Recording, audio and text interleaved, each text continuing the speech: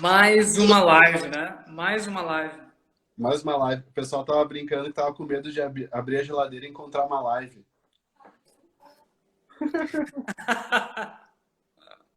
Se eu aproveitar assim para falar que eu acho muito legal de estar contigo, assim, que a gente vai se encontrando, né? E é muito legal, pessoal. Rodrigo, eu lembro da gente. é, eu lembro de quando você escrevia para a Vida Simples também, como embaixador do TED. Eu lembro, tenho lembranças disso, assim.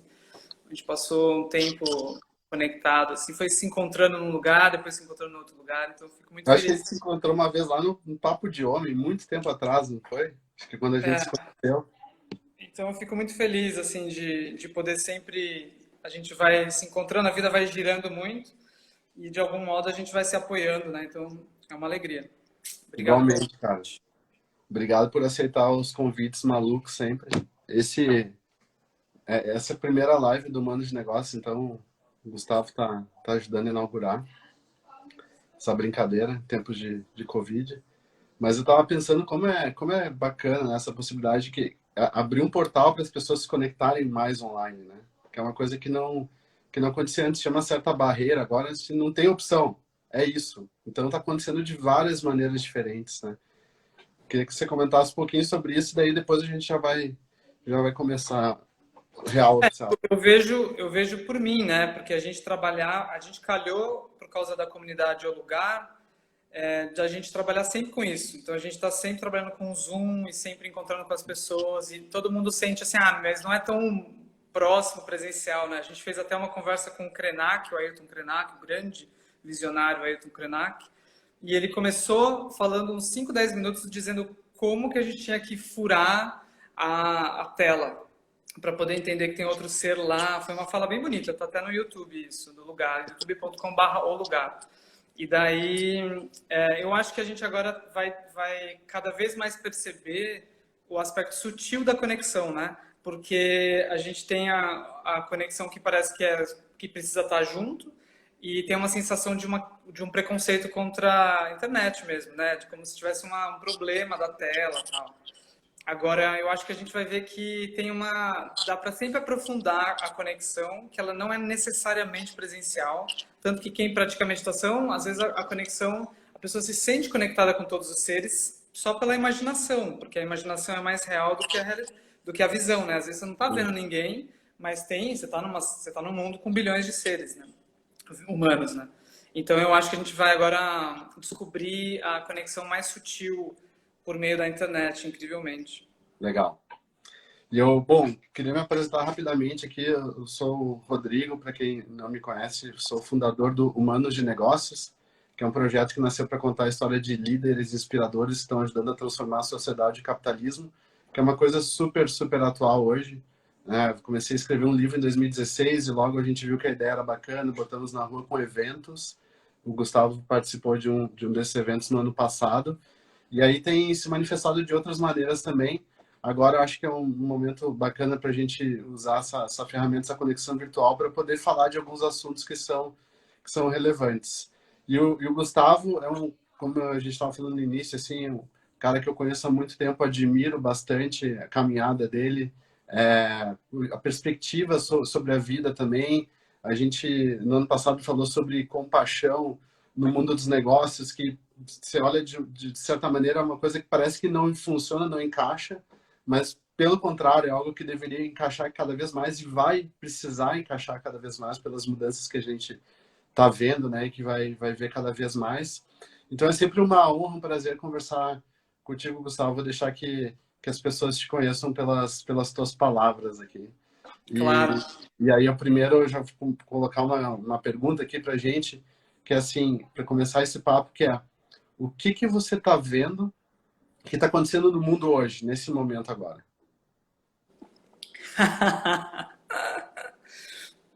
Eu acho que eu acho uma das coisas mais interessantes, eu acho do momento atual que eu tô vendo e para mim é uma mistura assim de tristeza com alegria, é que as pessoas estão sendo treinadas à força às vezes para dar conta da complexidade ou da multidimensionalidade da realidade.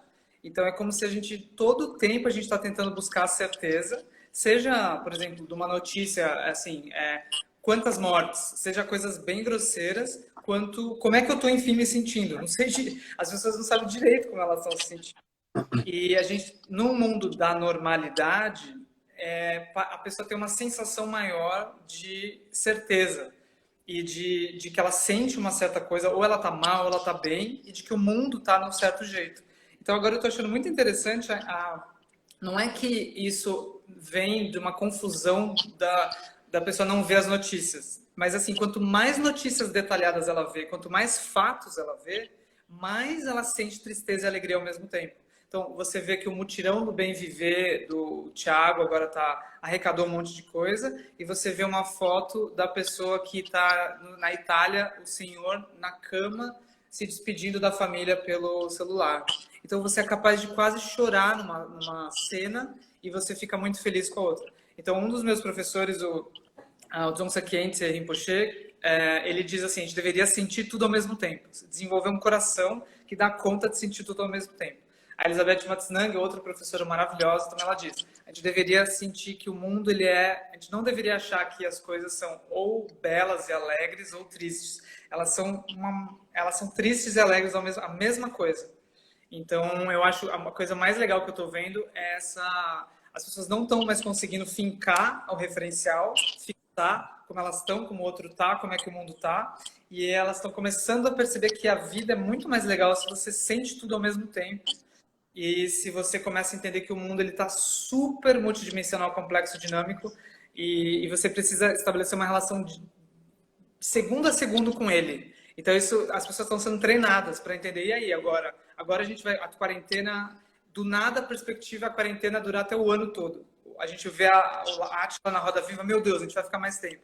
A gente vê uma notícia, não, a gente vai ficar um mês. A gente vê outra notícia. Então, isso está criando uma flexibilidade cognitiva nas pessoas que eu estou feliz nesse sentido, entende? E uma flexibilidade emocional também, que a pessoa ela vai ter que criar isso para poder sentir a compaixão. Então, nesse sentido, eu estou achando um momento muito fértil, que você pode treinar, aprender em um dia, o que você às vezes demoraria um ano para desenvolver. Muito. Eu vi uma mensagem agora, estava circulando na internet, que morreu uma pessoa lá, um milionário em Portugal. Eu acho que a filha dele escreveu assim, meu pai era multimilionário e morreu na cama tentando pegar uma coisa que é gratuita, o ar. Esqueçam o dinheiro, vivam suas vidas. E aí eu lembrei, né, quando você falou disso, eu lembrei no nosso evento lá no ano passado, naquele painel que a gente fez, eu vou trazer uma frase que você falou lá para a gente comentar um pouquinho mais. Você falou assim, que o que move o mundo é a bondade e não o dinheiro. Acho que essa frase está mais atual do que nunca. É incrível, é incrível. Um ano depois, né, quase um ano depois, o evento foi em agosto, mas agora ganha uma outra relevância, uma outra perspectiva essa discussão. E você vê como que as corporações ou quem tem dinheiro, tanto uma pessoa quanto o poder de várias corporações, elas não conseguem a tempo fazer algo que é mais necessário, né?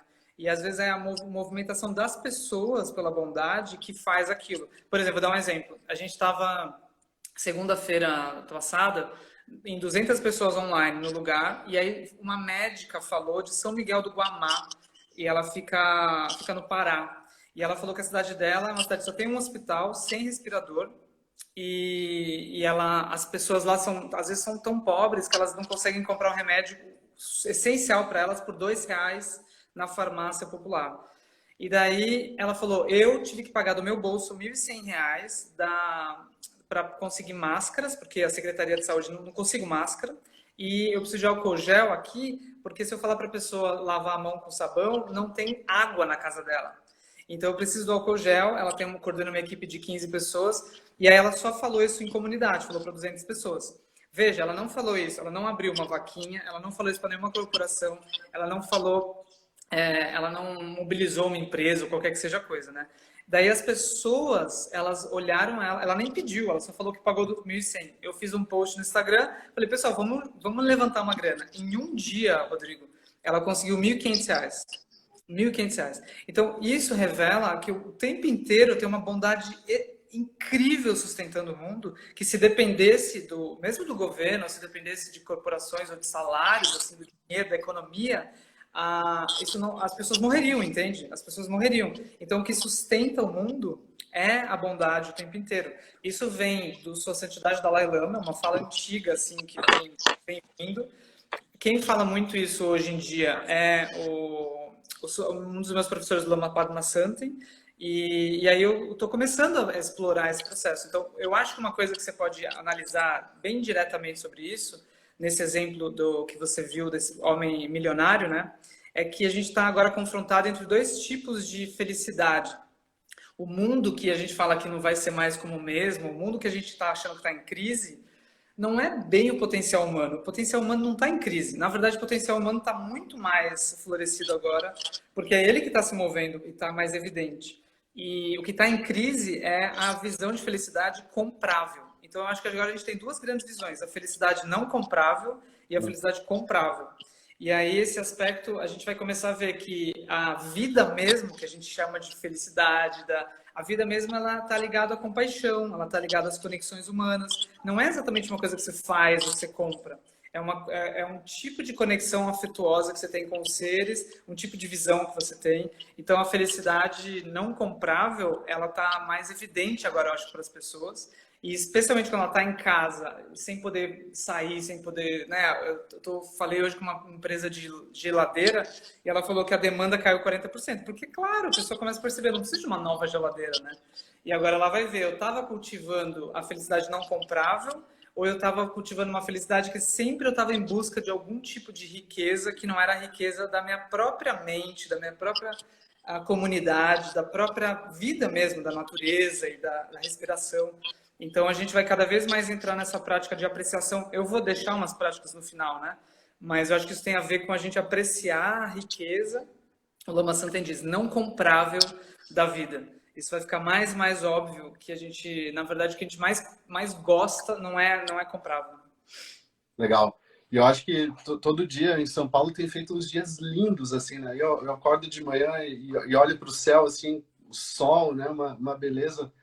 Desço lá na grama do prédio onde eu moro, boto a almofadinha no chão, medito no sol, no vento, assim. Cara, isso é uma felicidade não comprável. E acho que a gente, né, por enquanto, a gente está conseguindo manter essa saúde mental. Eu acho que as coisas vão complicar um pouco daqui para frente, mas eu acho que esse trabalho de olhar para dentro e manter a saúde mental, ele é muito mais importante do que nunca, né? E eu acho que a gente, daí, trazendo um pouco para o assunto aqui de negócios, né, do mundo das empresas, corporativo, etc., a gente entra nesse mundo corporativo. Eu queria que você comentasse também que você está andando pelas empresas aí, conversando um pouco sobre esses assuntos.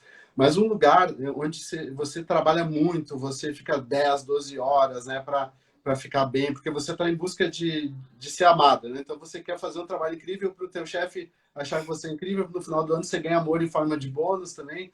Então são várias perspectivas, mas a gente descuidou muito tempo dessa saúde mental, né? E você vê as pessoas pirando, perdendo a perspectiva. E agora é um convite que a gente tem para reavaliar essa nossa postura e entender o que significa o trabalho no nosso dia a dia. É claro, tem contas para pagar e a gente está falando de um lugar super privilegiado aqui, porque eu acho que a gente está vendo as notícias aí, o pessoal dentro das favelas, morando em casas com 8, 10 pessoas, né? É muito diferente a perspectiva.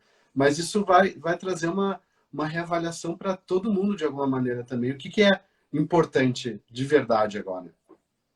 Até porque esse mundo que está sendo interrompido, na verdade, que as pessoas estão com medo de perder ou estão tentando salvar, ele já não estava bom para as pessoas todas, sem tantas condições, muito antes do Covid-19, ou seja, já tem outros problemas que estão, na verdade, acontecendo há muito mais tempo.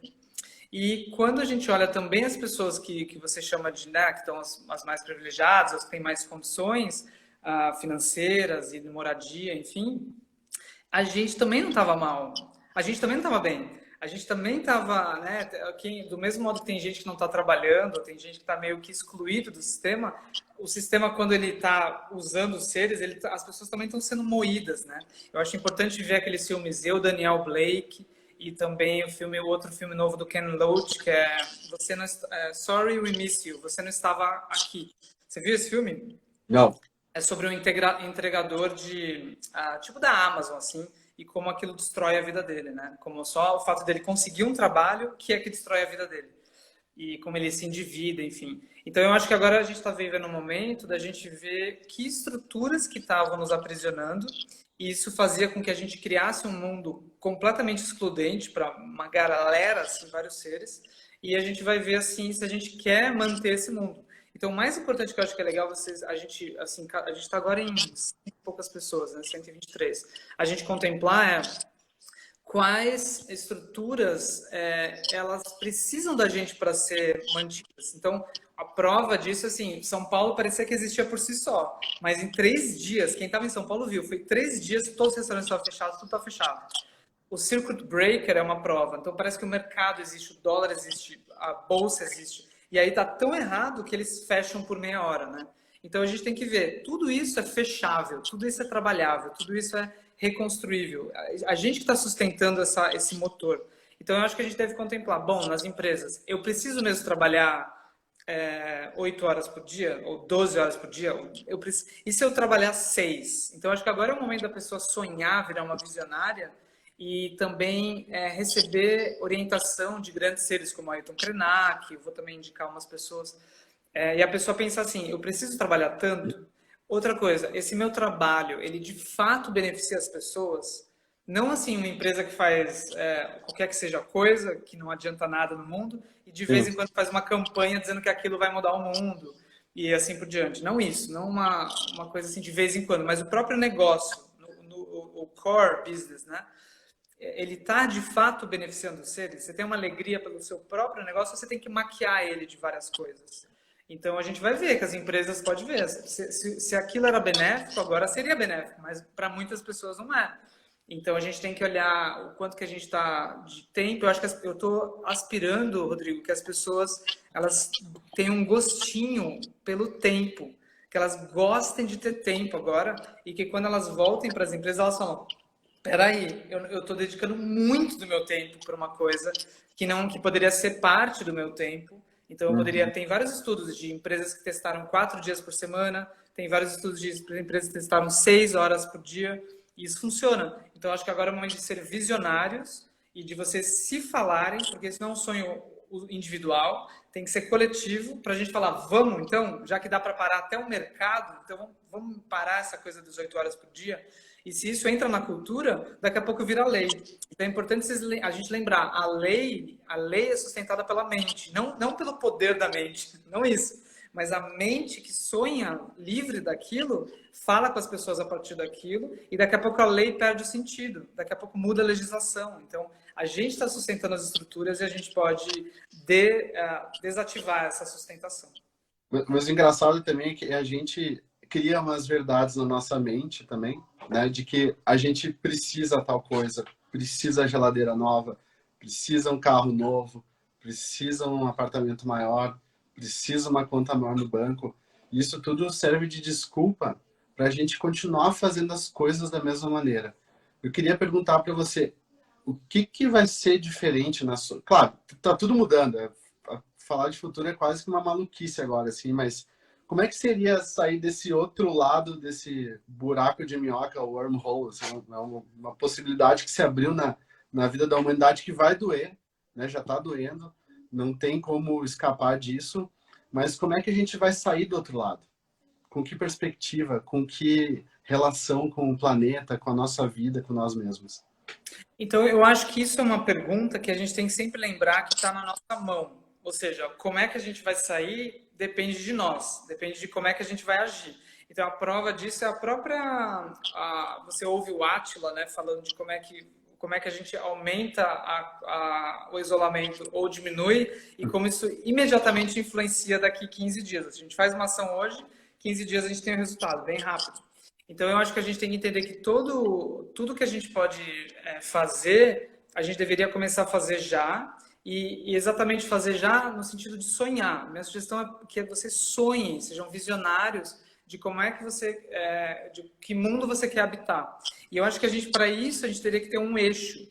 Para isso, a gente teria que ter um referencial, porque o nosso referencial ele está muito, muito estreito. Você conversa com as pessoas, elas falam quase que as pessoas mesmo são consumidoras. Assim, vamos incluir as pessoas todas para elas, enfim, comprarem alguma geladeira, entendeu?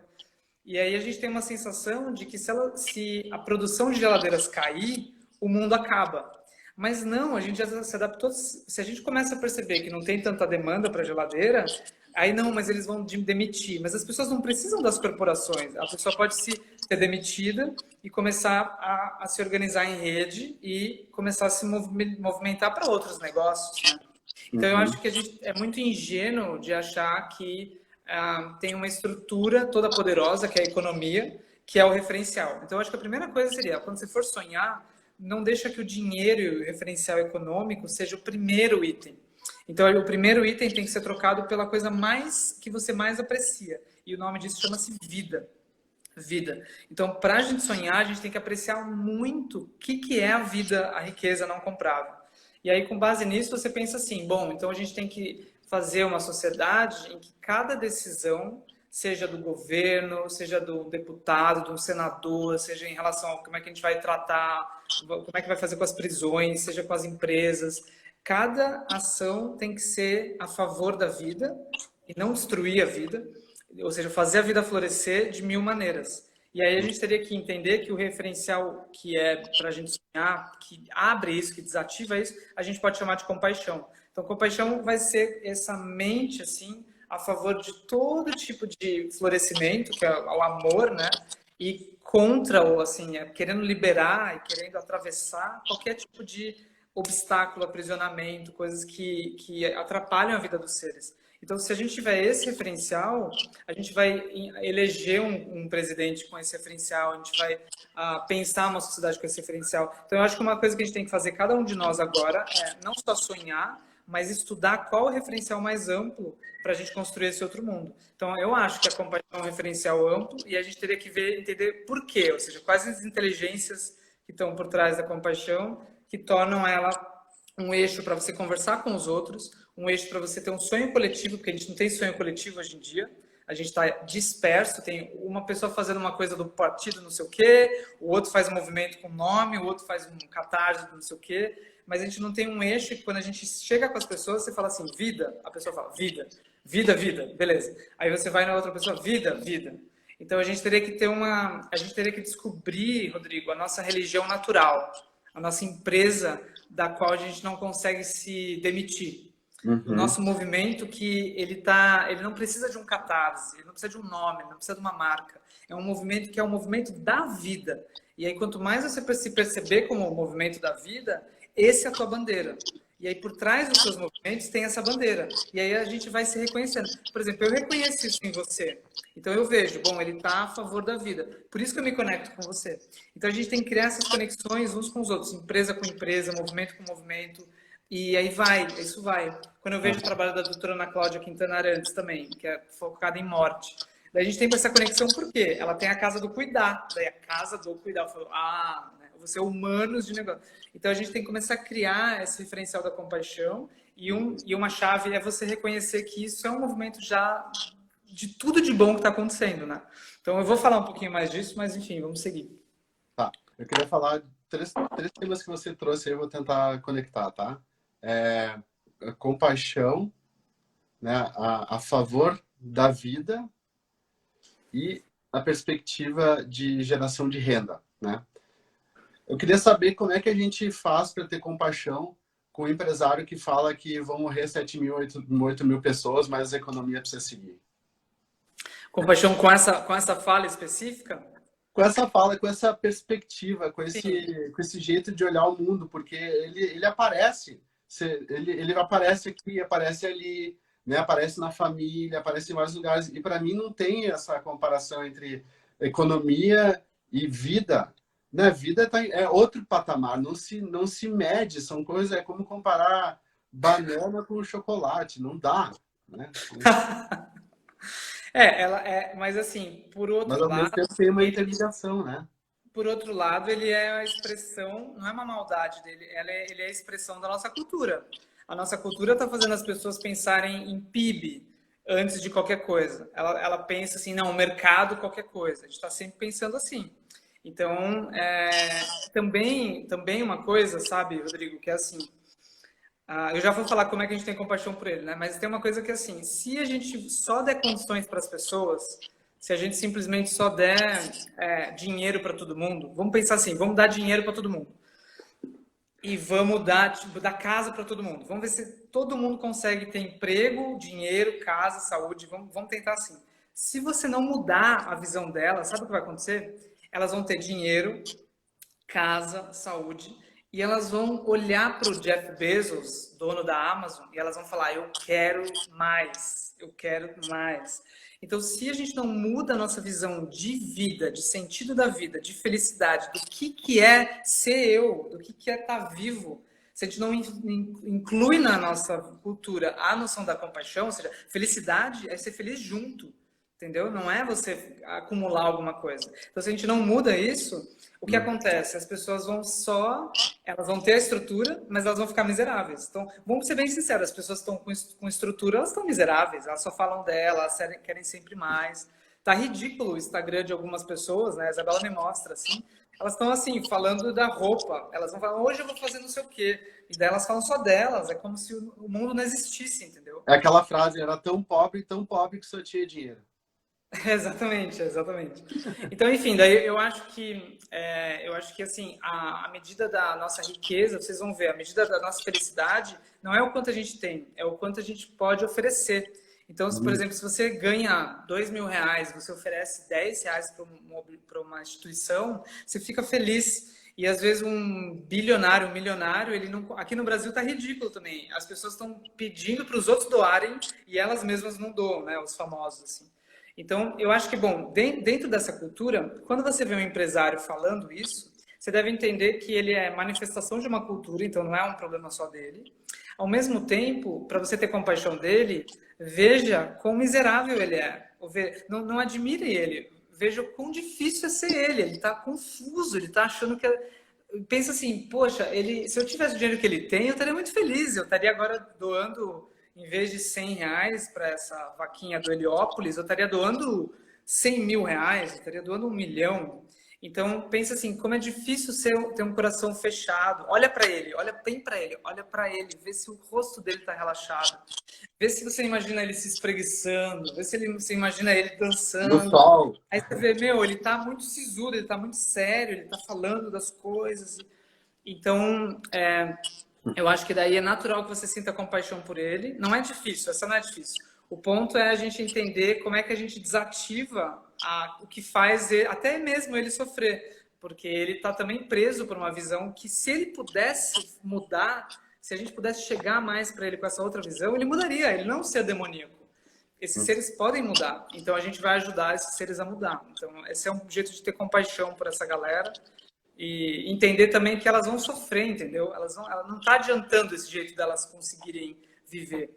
Então, você não é só não admirar e você sentir assim, como é difícil ser ele. Se você fosse ele, você seria miserável. Então, daí você tem vontade dele se liberar do sofrimento. Né? Boa. Tô vendo tem umas perguntas chegando aí também. Acho que no final a gente podia abrir um tempinho para... Pode sim. Acho que seria legal. Então vamos deixar aí mais para o finalzinho. Tá bom. Queria te perguntar uma coisa. Você acha que a humanidade está em risco hoje? Como espécie, assim, né? Eu não sei, na verdade. Eu teria que ver os dados, né? De várias previsões. Eu acho que a vida toda está sendo dizimada para muito antes do Covid-19. Ou seja, a gente perdeu insetos, a gente perdeu espécies, a gente perdeu mata, que tem a vida toda ali, né? Então, eu acho que esse processo está acontecendo. Eu não sei o quanto que a humanidade vai resistir como espécie isolada, assim, só olhando a humanidade, né? Agora, eu não sei. Eu acho que uma coisa eu acho que não está em crise de modo algum, que é o espírito humano. O espírito humano, a gente não deveria achar que ele está sendo reduzido de algum modo. Isso diz respeito à sua própria mente agora, ao seu próprio coração agora. Então, enquanto a gente tem, especialmente na humanidade, que a gente tem consciência, enquanto a gente tem um ser humano, a gente tem saído, entende? A gente tem um processo de coração, de compaixão, de calor, de relações, de visão. Então, eu não acho que o espírito humano está nem um pouco abalado. A gente está forte, tão forte como nunca. Mas a humanidade, em termos de número, né, bilhões, talvez se a gente vai ter alguma coisa que vai levar um monte de seres, ou comprometer a vida como um todo na Terra, daí eu não sei o quanto que a gente tem de tempo, assim, né? Eu acho que a gente deveria sempre trabalhar com a perspectiva de que o tempo é menor do que a gente acha que é, e também trabalhar com a perspectiva de que a gente deveria, ainda que seja só próximas gerações, a gente deveria entregar a melhor vida, melhor planeta para as próximas gerações. E isso inclui entender que a nossa vida ela é muito mais curta do que parece, e a gente deveria parar de se preocupar com picuinhas, eu vou falar isso, assim, pequenas coisas, e começar a apreciar e também como se você tivesse gerar um senso de que a gente está nos nossos últimos dias. Então, a gente começar a perceber que, assim, a geladeira que está aqui está boa, sabe? Tá ok. Então, vamos focar em outras coisas. Então, se a gente fizer isso com várias coisas assim, a gente começa... O mundo vai ficando mais igual, porque a gente quer acumular menos e a gente começa a focar na própria preservação da espécie, né? No sentido do coração humano. E assim, Rodrigo, a gente quer preservar os humanos para quê? Para eles continuarem em guerra? Para eles continuarem com desigualdade social, concentração de renda? Então, a gente deveria dizer assim, eu vou preservar a vida, mas eu preciso mudar o jeito que a gente está vivendo, né? Então, a gente tem que preservar qual mundo, né? E qual tipo de... Então, eu preciso, basicamente, manter vivo o meu coração aberto, manter vivo a felicidade, o potencial de felicidade. Senão, eu falo para as pessoas, beleza, a gente salvou o mundo, agora, de novo, vai comprar geladeira, né? Alguma coisa assim. Eu fico pensando numa perspectiva assim de como nós, seres humanos, achamos que a gente está na cadeia, no topo da cadeia do planeta, né? E aí, como a gente descarta, puxa, morreu um monte de pássaros lá nos Estados Unidos. Ah, morreu, puxa, que pena. Mortandade de peixe, não sei, puxa, acontece, olha que pena. E aí, daqui a pouco vem o Covid e vai fazer um arrastão aí em muitas vidas humanas, né? Isso é horrível de pensar, mas, por outro lado, nos coloca no nosso lugar de insignificância nesse planeta, né? De querer achar que está no controle de tudo. A gente não está no controle de nada. Eu acho que essa é uma das maiores lições. A gente teve que tomar a decisão difícil aí de levar nossa filha para Porto Alegre ficar com a avó, porque para a gente poder focar em trabalho aqui, porque a gente precisa gerar renda, a gente tem 3 filhos e tudo mais. Então, daqui a pouco, de uma hora para outra, a gente estava tudo certinho, né? Escala, meus filhos moram com a mãe, escala dos moram metade comigo, metade com a mãe, onde eles vão ficar, não sei o quê. Daqui a pouco, cara, mudou tudo. A Flora pequenininha está em Porto Alegre, os meninos estão com a mãe, a gente está aqui trabalhando, ralando. Como é que é para você essa perspectiva de perda total de controle? Como é que as pessoas estão lidando com isso?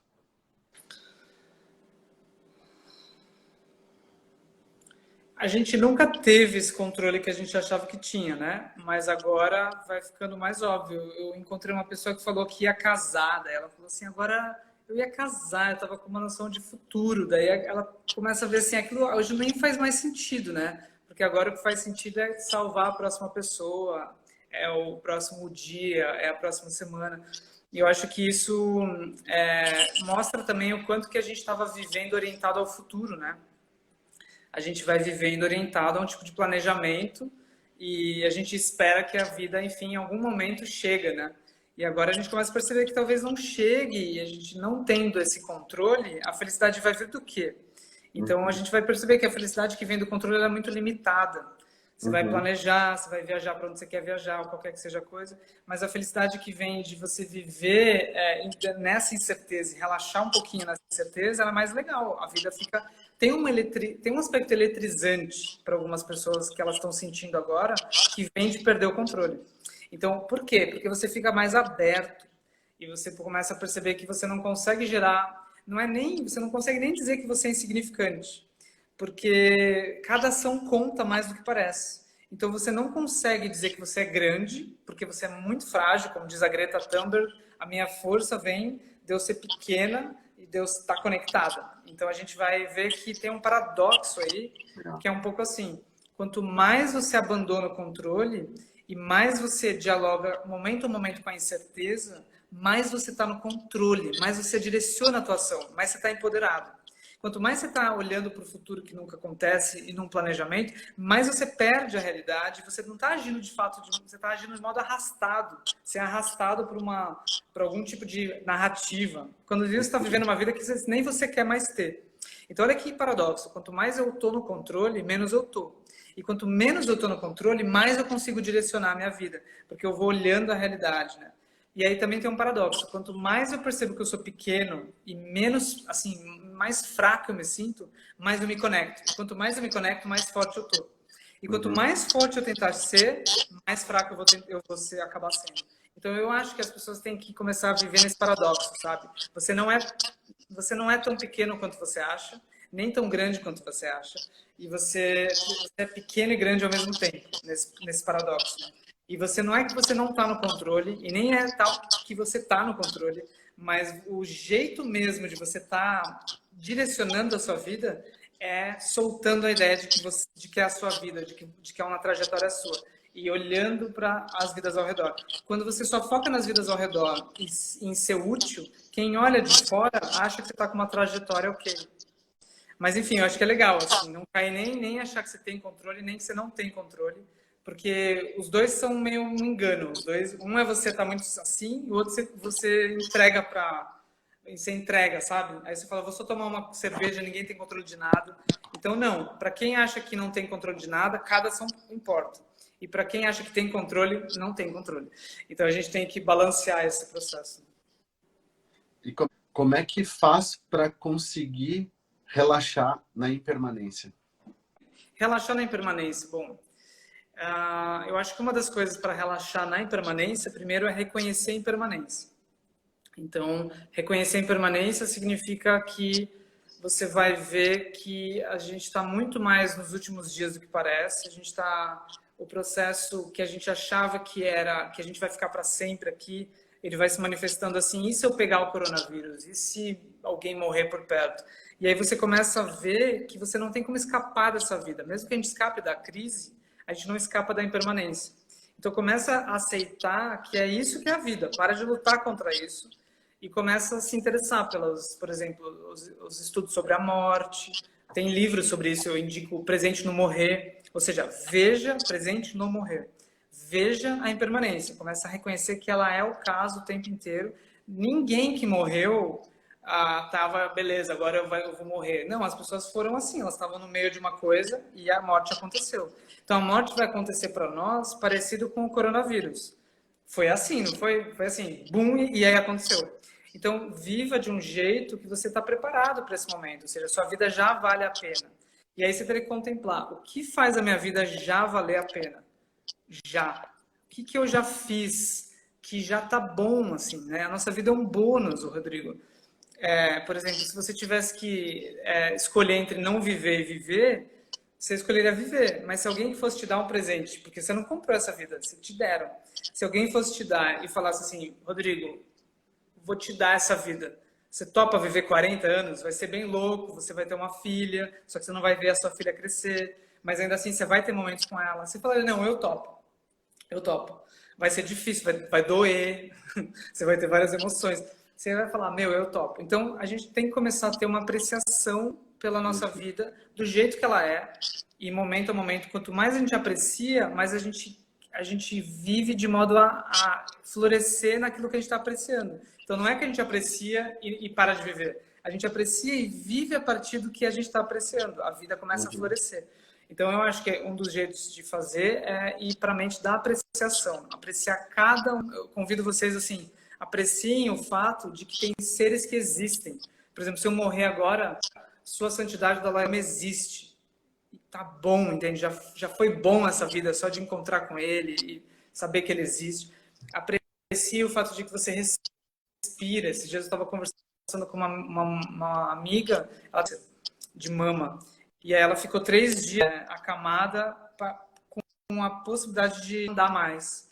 Por causa do tratamento, deu um problema, ela ficou 3 dias sem andar. Ela não sentia a perna, ela estava com medo de ficar paraplégica.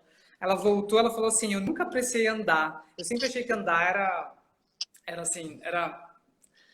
Então, não era qualquer coisa, né? Tudo bem, eu vou andar. Mas aí ela começou a apreciar o fato de andar. Então, comece a apreciar cada coisa da sua vida. Comece a apreciar o próprio fato de você estar vivendo nesse momento. É uma aventura isso aqui, né? Na verdade. Uma aventura ter esse governo, uma aventura poder mudar a sociedade, poder fazer conversas como essa. Então, eu acho que esse é um jeito. Aí, outra parte de relaxar na impermanência, eu acho que é relaxar mesmo. Ou seja, aprender a parar. Aprender a parar. É isso, a gente vê que as coisas são impermanentes, mas eu preciso, para eu apreciar as coisas, eu tenho que parar de ter essa aceleração e começar a me encontrar com o momento presente. Então, eu acho que é importante a pessoa, por exemplo, de tempos em tempos, pelo menos uma vez por dia, ela voltar para o corpo dela. Porque parte do sofrimento dela são os pensamentos que ela tem sobre o Covid-19. Vai ser assim, não vai ser assim. Né? A gente não consegue dar conta da realidade no nível dos pensamentos, então a gente começa a congelar a realidade e se relacionar com esse post-it que a gente coloca, uma visão congelada. Então, se você quiser soltar um pouquinho o sofrimento, volta para o corpo. Aí você vai ver que tem uma descomplicação no seu corpo, que quando o ar entra, ele não entra que dia que é hoje? Na terça-feira. Ele só entra. E quando o ar sai, ele não sai durante a pandemia de Covid-19. Ele só sai. Então, tem uma região no seu corpo que ela é simples, não cheia de histórias e pensamentos, descomplicada, e aí se você quiser, você mergulha, você pode fazer isso agora, você vai até a tua barriga, você sente o seu pé, você sente o chão, aí você sente o corpo inteiro respirando, aí você vai perceber que o corpo, ele respira livre da noção de semana, livre até da noção de Rodrigo, de Gustavo, tem uma coisa inteligente. Então isso é o começo de apreciar a vida, porque isso que está pulsando em você chama-se vida. E quanto mais você reconhece isso em você, que você não consegue desligar, que é você, mais quando você vê o outro, você vê que bonitinho, ele tem um olhinho e ele tem um coraçãozinho pulsando assim. Então você percebe que a mesma vida que está te sustentando, está sustentando todos os seres.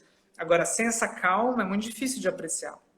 Então eu acho que a gente tem que treinar a relaxar e tem que treinar a permanência. Daí a gente vai juntando e você vai relaxando na impermanência. Mas caso contrário, você só relaxa num mundo muito fechado ou você só vê aquilo e fica tenso. Então é importante fazer o trabalho nos dois lados. Né? Bom, vamos lá, em termos mais práticos, mas de modo resumido. Primeira coisa, eu acho que a gente pode ter seria aproveitar esse momento de impermanência. Você está ouvindo bem agora, né, Rodrigo? Sim, eu estou ouvindo perfeito. Tá. Esse momento de impermanência, de perceber a interdependência, porque a gente está o tempo inteiro pensando nos outros seres, né? Eu liguei para meu pai, liguei para minha mãe, liguei para minha irmã no mesmo dia, sendo que eu nunca ligo para eles. Então, assim, aproveita que o teu coração já está mais aberto e aproveita que você está percebendo que a vida ela é uma vida mais curta, mais frágil, mais preciosa do que parece. Como diz um grande mestre, assim, o Thiago do Tucum Rinpoche, essa vida é um piquenique. É um piquenique, né? Eu estava ouvindo a Lama Tseren esses dias, né? Ela lembrou desse ensinamento que está no Portões da Prática Budista. É uma visão que não é budista, é uma visão real, assim, realista. Então, essa vida ela é muito curta. Então, uma sugestão é aproveita isso e corta qualquer picuinha que você tenha com os seres, qualquer imagem negativa que você tem dos seres, perdoa todo mundo, tira qualquer ideia de que os seres são negativos, vai um a um, assim. Esses dias eu estava fazendo alguns retiros, depois de... ano passado eu mandei uma mensagem meio ríspida para duas grandes amigas na internet. E aí aquele comentário ficou me remoendo. Então aquilo ficou me alfinetando meu fluxo mental, emocional. Né? Aquilo, sabe uma comida que você comeu meio errado, tu fica regurgitando? Então vocês têm várias coisas que você está sentindo aquele gosto daquela relação perturbada ainda, aquele eco assim daquele ser. Vamos supor que eu troquei uma mensagem para o Rodrigo e aí ele falou uma coisa que eu não gostei, eu falei uma coisa que eu não gostei. Daí toda vez que ele olha para mim agora fica um eco assim do que eu falei. Então pega esses ecos e faz assim, ó, some com eles, solta qualquer tipo de imagem negativa de névoa, reseta a sua ligação, igual a gente fez aqui com meu som, reseta a ligação. Simplesmente pega, pacifica a relação, diz assim, agora eu vou virar praticante, eu vou de compaixão e eu vou parar de picuinha, eu vou parar de ficar em coisinha com o ser e simplesmente, se você quiser, veja um filme que chama Straight Story, História Real, do David Lynch, com trilha sonora do Ângelo Badalamenti. Esse filme é a história de um senhor, assim, que pega o cortador de grama dele e vai visitar o irmão, e ele entra na estrada, assim, ele passa o filme inteiro até chegar no irmão, para ele perdoar o irmão de todas as coisas que ele tinha feito de ruim. Então, seja igual o Gilberto de Menstein. Assim, você pega e manda assim, Marcelo Taz, eu não quis dizer aquilo. Né, você conhece que ele está com câncer, e daí agora ele está liberando todo tipo de conexão negativa que ele criou. Então, e ele também falou, né, que ele perdeu tempo com coisinhas na vida dele, que agora ele está vendo que a relação, que o amor é a coisa mais importante. Então, eu acho que assim, para de picuinha em 2 níveis, com as relações e com pequenas coisinhas da sua vida. Para de achar que você vai resolver, enfim, o barulho da geladeira. Para de achar que, enfim, você vai esperar para pintar alguma coisa para ser feliz. Para de novo, tá sem som? Não. Tá. Para de estreitar a tua mente em picuinha, tanto com a tua vida, entende? Você não vai resolver a tua vida, então já aproveita a tua vida. Que ela é sempre não resolvível. E deseja que todos os seres sejam felizes. E solta. É como se você falasse assim, perto de morrer, você encontra de novo e fala assim, foi ruim aquele encontro que a gente fez, né? Aquela briga não foi boa. Aquela coisa foi meio torta mesmo. Mas você fala assim, tá tudo bem. Foi só uma briga naquele momento, daquele jeito. Então, solta qualquer picuinha, minha sugestão. Igual como se você tivesse brigado uma série com alguém e agora passou 30 anos depois, você encontra a pessoa e você fala, foi divertido, né? Você me deu um soco. Me desculpa. Então, assim, solta isso. Não espere encontrar a pessoa, só solta a gente. Aí você vai ver que a tua vida já fica muito feliz, porque você para de ter essas coisas pinicando você. Então, essa é uma prática que eu sugiro. Tem. E acho que depois você podia mandar essas referências pra gente aí, Gustavo. Eu posto lá no Insta do Mano de Negócios. Manda, aí você posta todas essas referências. No Instagram. Acho legal.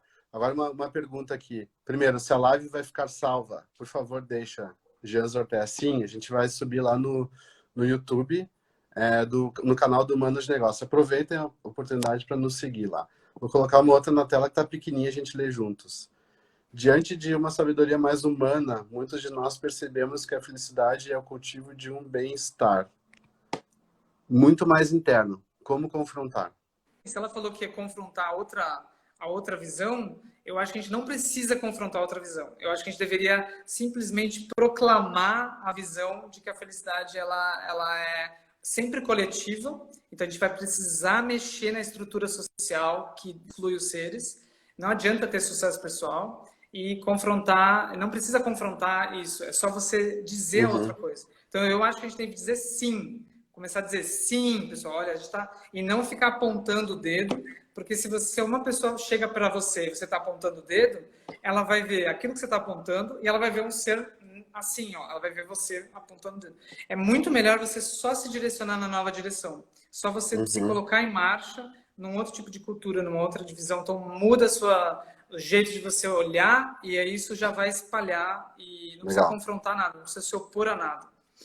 Olha, surgiram várias questões aqui sobre o medo, né? Pessoas que estão com medo de perder o emprego, de não sustentar financeiramente, medo de contrair a doença, medo de contaminar as pessoas ao redor. Dicas para lidar com o medo. O medo, eu estava ouvindo isso aqui, ó. Isso aqui, primeira dica. Um coração sem medo. Um coração sem medo, do Thupten Jinpa, esse livro. Tá bom. Esse livro a gente estudou por 2017 por 3 meses e ele tem todo tipo de prática, mas eu vou deixar uma prática bem curta. A prática é, assim que você tiver qualquer emoção, pode ser medo, pode ser incerteza, a sensação de frustração ou raiva, revolta, você faz uma prática que é assim como eu. Assim como eu você pega isso que você está sentindo e você entende que isso não é você sentindo isso. Isso é o coração humano sentindo isso. Está todo mundo sentindo isso. Então, essa emoção que está te tocando, ela está tocando vários seres. Então, por meio dessa emoção, em vez de você se fechar e fazer disso uma coisa sobre você, daqui a pouco você está fazendo só terapia, e só lendo, e só você com você, você faz isso aqui é a dor do mundo. Isso aqui é a ponte para eu entender como os seres têm medo. E aí você se conecta com os seres nesse momento. Você pensa assim como eu, esse mesmo medo está surgindo em tais pessoas 100 vezes maior. 1000 vezes maior ali. Assim como eu, aquele ser também está com medo, por isso que ele está tão desesperado. Assim como eu, assim como eu. E quando você vê alguém com medo, você fala assim como eu, esse ser está com medo, ele também deseja ser feliz, por isso que ele está com medo, por isso que ele está com raiva. Então, qualquer emoção que você vê nos outros e qualquer emoção que você sentir, deixe que ela seja uma ponte para a sua humanidade em comum, para compaixão, e aí você sempre pensa assim, que a gente possa atravessar esse medo juntos. E gera esse desejo a partir dessa emoção. E você pode, uma outra prática que você pode fazer logo depois é você gerar uma aspiração. Você pode imaginar assim, todos os seres ao seu redor, eles querem ser felizes, eles estão com medo, eles estão contraídos igual você. E aí você vai imaginando que eles têm um momento a momento que eles precisam. Então você imagina que cada ser tenha, se ela precisar de uma enfermeira, que alguém, de algum modo, ela encontre uma enfermeira. Se ela precisar de um tratamento, que ela encontre. Se ela precisar de máscaras, que ela encontre. Vai gerando esse desejo. Não ache que isso não vai mudar nada, porque não é que muda na hora. É que você gera muito esse desejo. Você visualiza, que bom se isso acontecer na minha esquina, nos comércios, no meu país, na cidade, no mundo. Que todos os seres tenham o que eles precisam momento a momento. Quando você se levanta dessa aspiração, é quase uma prece, né? Mas é um desejo de compaixão. Quando você se levanta, você está o tempo inteiro, é como se isso vira o seu desejo mãe. Então você está assim, como que eu posso servir? Então é um pouco assim, no primeiro momento que você tiver a chance de fazer aquilo que você queria, ou seja, que esse ser tenha o que ele precisa. Aí você vê um ser em necessidade, você doa, ou você ajuda, ou você pensa assim, mesmo que ele tenha o que ele precisa de dentro dele. Então a gente pode até fazer uma live para ativar dentro da pessoa o recurso que ela tem. Né? A gente ajuda, a gente imagina que ela possa relaxar. Aí isso dá vontade de falar as práticas. E aí o Rodrigo, por exemplo, pessoal, ele tem esse desejo, por isso que ele falou, vamos fazer uma live. Então começa a cultivar esse desejo caloroso, assim, incessante, de querer ver isso acontecendo. E faça a tua vida virar isso. Ou seja, cada ação tua, você faz a prece, que cada ação minha vá na direção de causar benefícios para os seres. Daí você vai aproveitando cada oportunidade que você puder de interagir com os seres e fazendo isso. E aí começa a ver, pessoal, que toda a bondade dos seres é isso. Todos os seres têm isso. Todas as coisas boas estão surgindo é isso.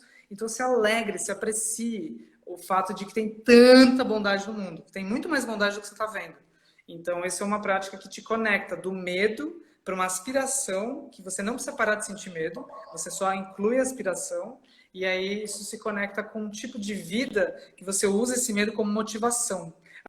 Às vezes, o que eu mais senti foi quando mais eu me senti traído, humilhado, desesperado, sofrendo todo dia. Foi quando mais eu entendi os seres. Então, se você quer ajudar os seres e você está sofrendo, aproveita, porque é assim que você entende como os seres sofrem. Então, toda vez que você tiver um medo, lembra, se eu quero ajudar os seres a superar o medo, é assim que eles sofrem. Que bom que eu estou sentindo isso por dentro, porque agora eu tenho motivação de fazer a minha vida ser sobre isso. Então, todo mundo que criou ONG teve isso, fez isso. Né? Então, é isso. Uma possibilidade... Nesse momento, é uma possibilidade enorme de aprendizado de compaixão e empatia, né? Vai cair, então acho que a gente vai encerrar aqui. Pessoal, muitíssimo obrigado. Mandem notícias, quer dizer, perguntas lá pelo canal do Humanos de Negócio. A gente pode depois fazer uma outra história em cima dessas perguntas lindas que surgiram aqui. E aproveitem para seguir a gente também. Gustavo, todo mundo já segue, é um cara incrível. Gustavo, muito obrigado pela sabedoria compartilhada.